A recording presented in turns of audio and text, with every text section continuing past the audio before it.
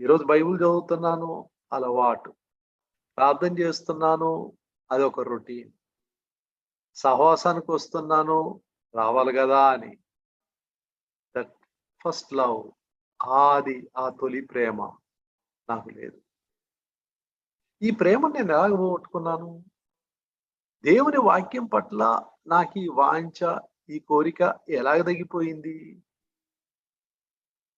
దేవుని వాక్యంలో ఎందుకు ఆనందించలేకపోతున్నాను? దేవుని వాక్యానికి ఎందుకు నేను లోబడలేకపోతున్నాను? ఈ సత్యాలన్నీ తెలిసిన సత్యాలే గదా! ఎందుకు నేను చేయలేకపోతున్నాను? 2 రీజన్స్. మొదటి కీర్తనలో మొదటి కారణం చూస్తున్నాం. మొదటి పేతురు 2వ అధ్యాయంలో రెండో కారణం చూస్తున్నాం. మొదటి కీర్తనలో బాహ్య సంబంధమైన ప్రత్యేకత, అవుట్‌వర్డ్ సెపరేషన్.